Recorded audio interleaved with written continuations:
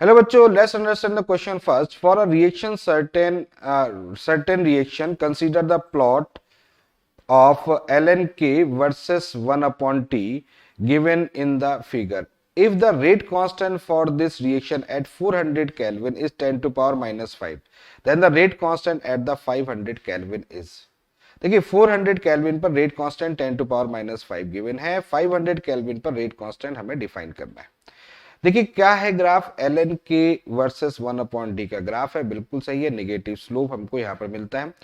अगर हम Arrhenius equation में देखें तो k इक्वल टू क्या होता है, k equal to A E की power minus E A by R T होता है, ये आर्हेनियस इक्वेशन होती है। तो एल एन के अगर लिखें यहाँ पे एल एन फॉर्म में लिखे तो क्या होगा, L N K equal to L N A minus हो जाएगा E A by R T. तो ये वन हो गया 1 अपॉन टी, ये हो गया 1 अपॉन टी। अब ग्राफ देखो तो यहाँ पर एल एन के और 1 अपॉन टी का ग्राफ बन गया, तो ये बनेगा। तो इसका मतलब ये जो स्लोप गिवन है वो किसकी वैल्यूज को डिफाइन कर रहा है, ई ए की वैल्यूज को डिफाइन कर रहा है। वो कितना है 4606 आपके पास में ई ए की values, E A by R sorry, E A by R की वैल्यूज को ये डिफाइन कर रहा है। ये हो गया 4606, ठीक है, ये डेटा हमें यहाँ से मिल गया।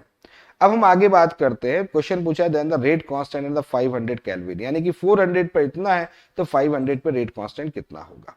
तो बात करते हैं दो रेट कांस्टेंट, यानी K1 इज इक्वल टू ले लेते हैं ए ई की पावर माइनस कितना हो जाएगा E A by R T one. ये हमने कंडीशन ले ली है किसके लिए, 400 के लिए हमने जनरल बना लिया। T1 400 ले लेंगे यहाँ पर। K2 is equal to A E की power minus E A by R T two, ये किसके लिए ले लेंगे, 500 के लिए ले लेंगे।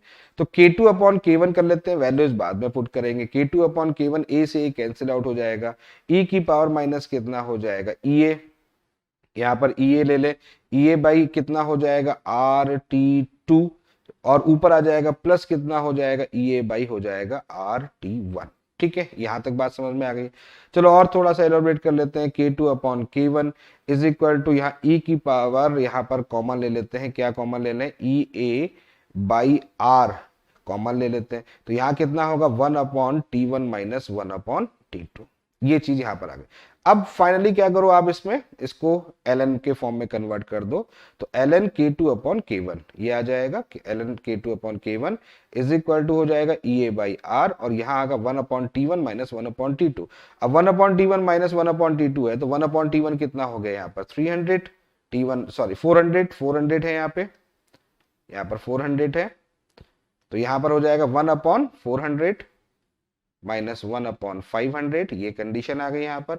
तो इसको सॉल्व कर रहे हैं तो 400 इंटू 500 ये आ गया आपके पास में, तो यहाँ आ जाएगा 500 माइनस 400।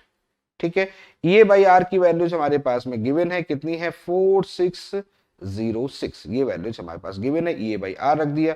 यहाँ पर आ गया आपके पास में ln K2 बाई K1। अच्छा, K2 की वैल्यूज हमें निकालनी है, K1 की वैल्यूज भी हमारे पास कितनी है 10 टू पावर माइनस 5 है। तो आगे सॉल्व करते हैं इसमें। तो यहाँ कितना हो जाएगा ln K2 upon 10 to power minus 5 is equal to 4606 into 100 divide by, यहाँ आ जाएगा 400 मल्टीप्लाई बाई 500। ठीक है, तो ये 5 टाइम्स चला गया, 5 हो गया, और ये आ जाएगा आपके पास में 4606। इसको सॉल्व करें, 4606 डिवाइड बाई, यहाँ पर आपके पास में आ जाएगा 4606 डिवाइड बाई, यहाँ पर आ जाएगा 400 मल्टीप्लाई बाई 5। ठीक है, 4606 डिवाइड बाई आ जाएगा 400 मल्टीप्लाई बाई 5। और जब इसको सॉल्व करते हैं तो आपको बता देता हूं, इसको जब सॉल्व करते हैं, क्योंकि मेरे पास थोड़ी सी जगह कम रह गई है, तो इसको जब सॉल्व करते हैं तो ये आ जाएगा ln 10, ये वैल्यूज पूरी आ जाएगी, ln 10 के बराबर आ जाएगी। और ln 10 जब यहां पर हम सॉल्व करेंगे तो इस कंडीशन में, यहां पर लिख देता हूं मैं, ln 10 सॉल्व करेंगे तो यहां पर आपके पास में आ जाएगा K2 divide by 10 to power minus 5 is equal to 10। और जब इसको सॉल्व करेंगे तो ये K2 आ जाएगा 10 into 10 to power minus 5, that's mean 10 to power minus 4। तो K2 की वैल्यू जो यहां निकल के आएगी, that's mean 10 to power minus 4 निकल के आएगी, 10 टू पावर माइनस 4। तो फाइनली आंसर आपको यहां पर मिल गया, और कितना मिल गया 10 टू पावर माइनस 4 वैल्यूज यहां पर सॉल्व होके आएगी। तो कौन सा आंसर है 10 टू पावर माइनस 4, तो 10 टू पावर माइनस 4 कौन सा ऑप्शन है, देखिएगा इस क्वेश्चन में थर्ड ऑप्शन हमको दिख रहा है। तो I hope you understand the very well. Okay, thank you, best of luck.